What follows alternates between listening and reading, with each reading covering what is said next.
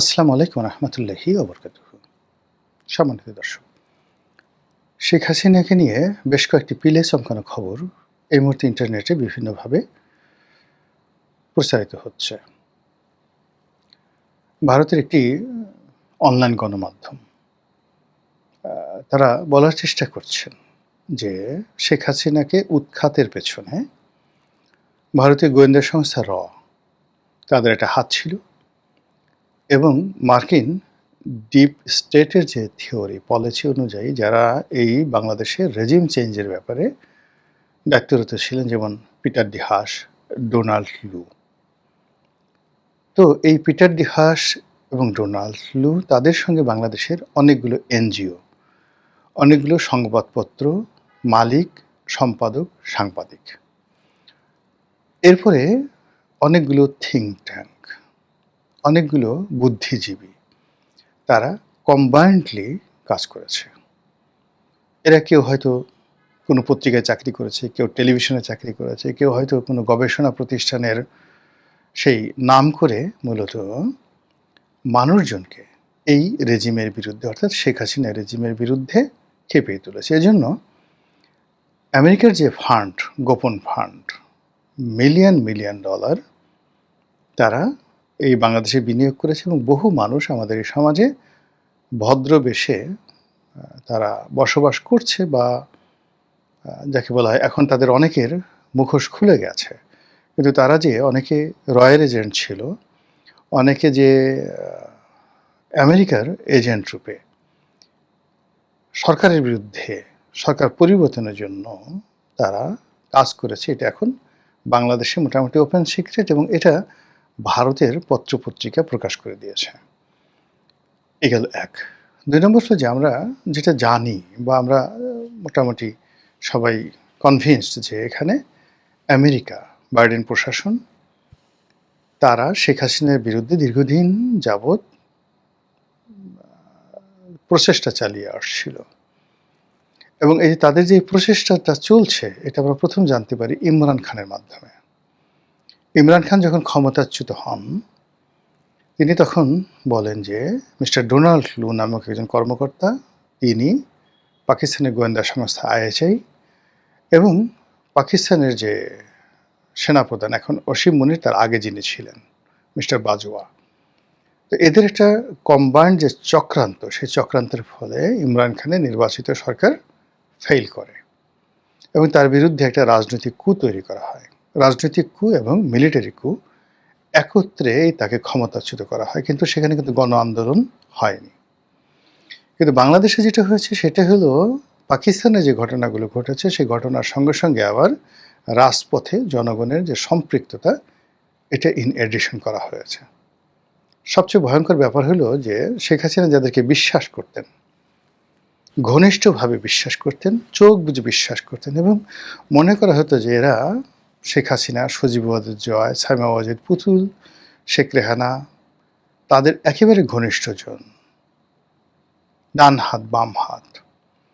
এই সমস্ত লোক যে বিএনপির সাথে যোগাযোগ রাখত, এই সমস্ত লোকজন যে আমেরিকার সাথে যোগাযোগ রক্ষা করতো, এই সমস্ত লোকজন যে যাকে বলা হয় শেখ হাসিনার পতনের জন্য শেষ মুহূর্ত পর্যন্ত তারা ছিল, এবং যাদের নাম আসছে একের বাই নেম ভারতীয় পত্রপত্রিকায়, যাদের নাম আসছে প্রমাণ সহ, এটা রীতিমতো রাজনীতির ইতিহাস পাল্টে যাবে।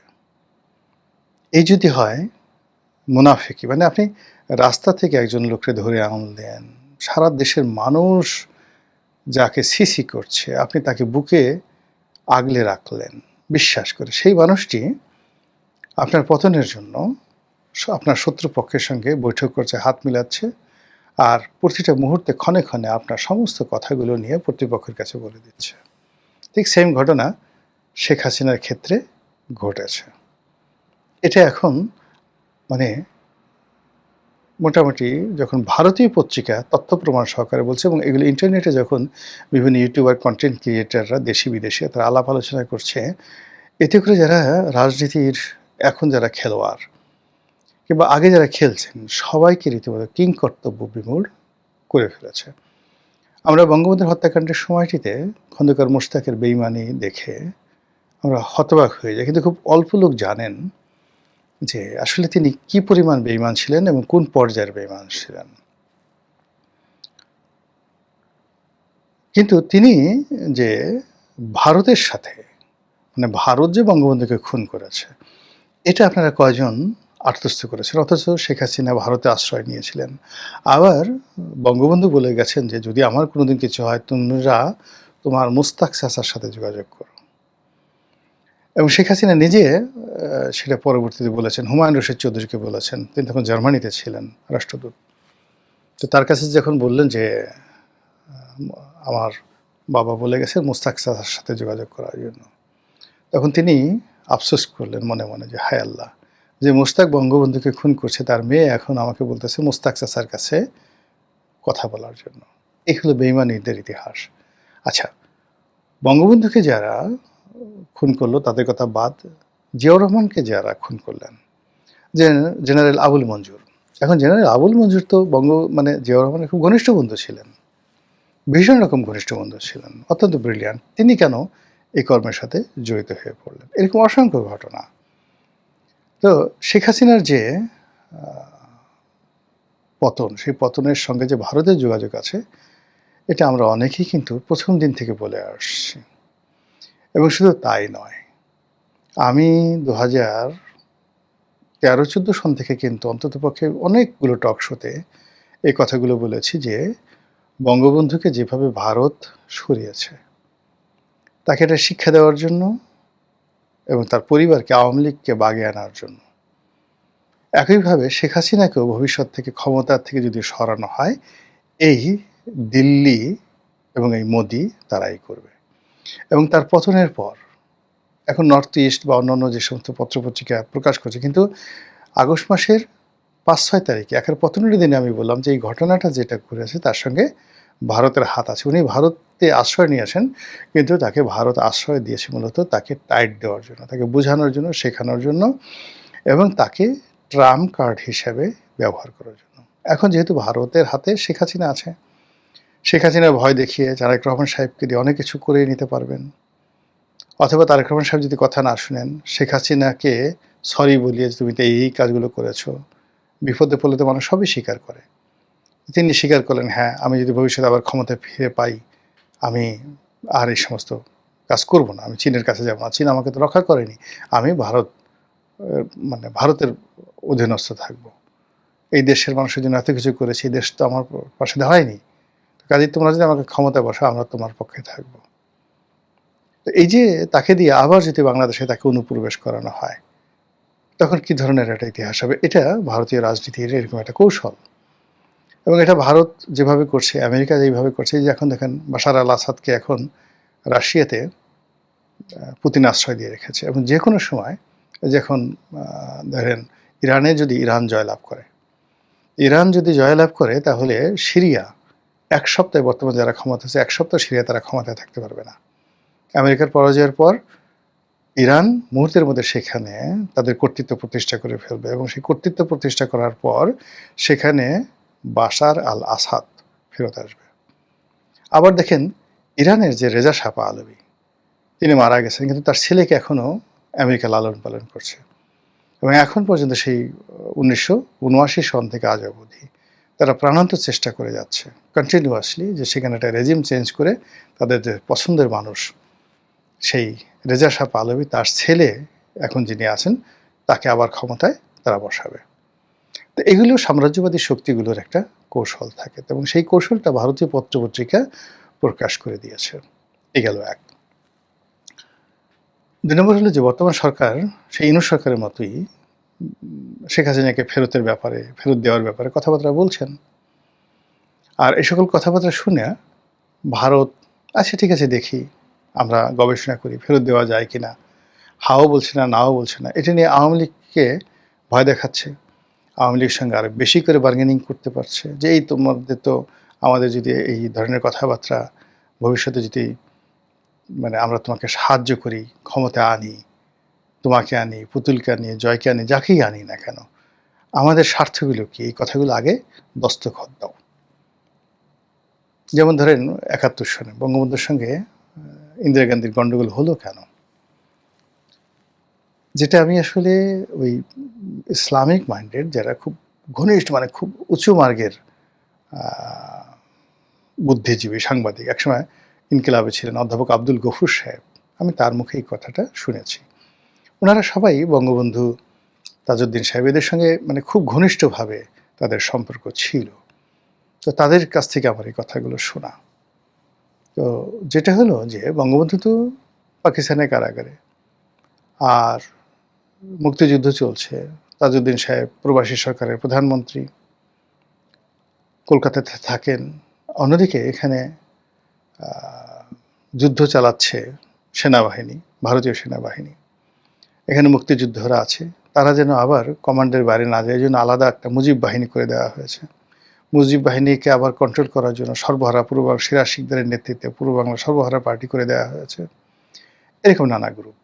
আবার প্রবাসী সরকারের মধ্যে শেখ কামাল, ফজলুল হক মনি এদের নেতৃত্বে একটা গ্রুপ করে দেওয়া হয়েছে যেন তাজউদ্দিনকে সবসময় চাপের মধ্যে রাখে। আবার ওদিকে খন্দকার মোশতাক তারা পাকিস্তানের এজেন্ট হয়ে সেখানেও তাজউদ্দিনকে একটা চাপের মধ্যে রাখা হয়েছে। ফলে এই চাপের মধ্যে পড়ে ইন্দিরা গান্ধী যেভাবে দিল্লিতে মানে খন্দকার মানে যাকে বলা হয় তাজউদ্দিন আহমেদ, সৈয়দ নজরুল ইসলাম, ক্যাপ্টেন মনসুর তারা যখন ইন্দিরা গান্ধীর সঙ্গে দেখা করতে গেছেন তাদের সামনে যে পেপারগুলো দেওয়া হয়েছে এইগুলো সাইন করো, তারা ওইগুলো সাইন করা ছাড়া এর বাইরে একটা শব্দ করার মতো অবস্থা তাদের ছিল না। পরবর্তীতে যখন স্বাধীন বাংলাদেশ হলো, বঙ্গবন্ধু আর আসলেন এবং তাজউদ্দিন সাহেব যখন ওই যে তার সঙ্গে যে স্বাক্ষর করা যে MOU এটা তার সামনে দেওয়া হলো এবং তিনি দেখলেন যে বাংলাদেশের পররাষ্ট্র বিষয় আজ যেমন আমেরিকার সঙ্গে একটা গোলামী চুক্তি হয়েছে, এর চেয়ে জঘন্য একটা গোলামী চুক্তি তখন ভারতের সঙ্গে হয়েছিল প্রবাসী সরকারের।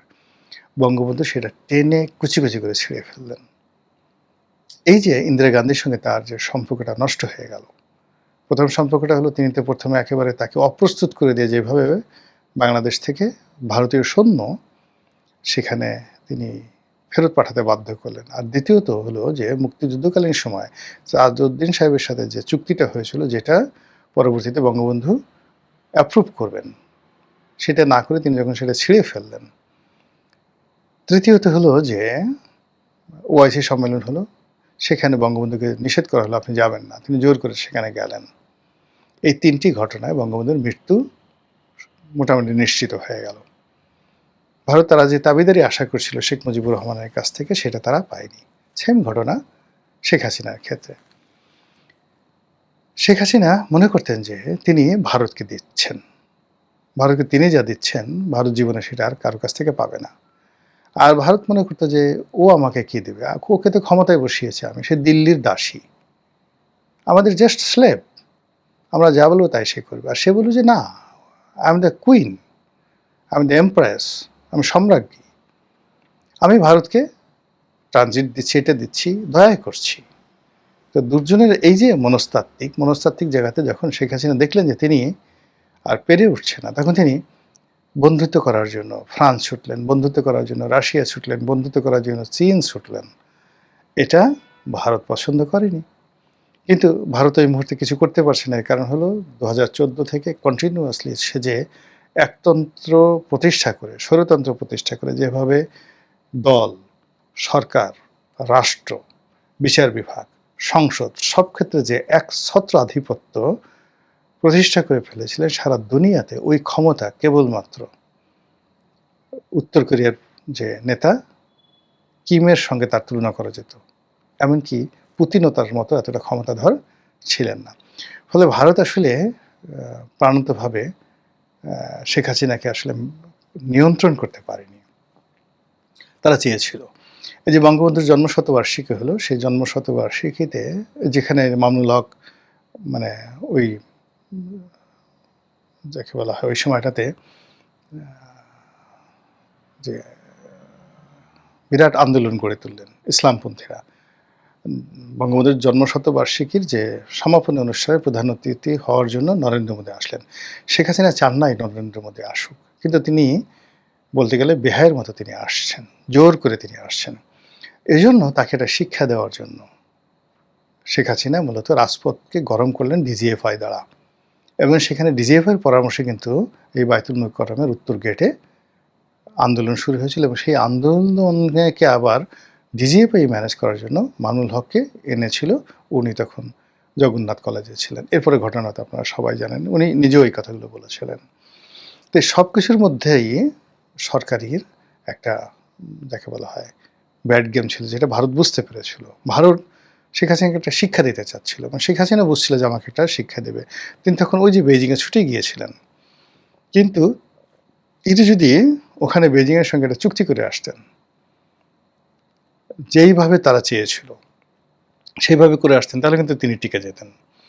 কিন্তু তিনি ওই যে তার যে আশেপাশে সব ভারতের দালালরা ছিল, রয়ের এজেন্টরা ছিল, তারা তাকে বুঝাইছে যে আপা আপনি তো এই কাজ করেন, এখানে যদি চীনের সাথে করেন ভারত সৈন্য পাঠিয়ে আপনাকে ধরে নিয়ে যাবে, আপনার গোপন কথাগুলো বলে দেবে, তার সাথে আপনার যা যা হয়েছে এই জিনিসগুলো সব প্রকাশ করে দেবে, বাংলাদেশ রাখতে পারে না। এই ভয় দেখিয়ে দেখা গেল যে সে চীনকেও রাজি করতে পারলো না, ভারতকে রাজি করতে পারলো না।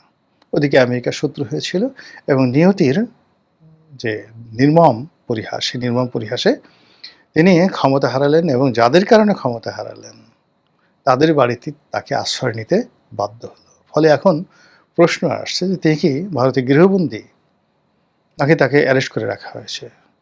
ভারতকে তাকে বাংলাদেশে ফেরত পাঠাবে? তারেক রহমান সাহেবকে উপহার হিসেবে বন্দী শেখ হাসিনাকে প্রত্যার্পণ করে তারা কি আওয়ামী লীগকে একটা শিক্ষা দিবে? এই বিষয়গুলো নিয়ে কিন্তু এখন আলোচনা হচ্ছে। রাজনীতির শেষ বলে কোনো কথা নেই। কোনটা যে হবে আমরা এখন পর্যন্ত বলতে পারি না। মহান আল্লাহ আমাদের সবাইকে হিদায়াত দান করুন এবং হেফাজত করুন। আসসালামু আলাইকুম ওয়া রাহমাতুল্লাহি ওয়া বারাকাতুহু।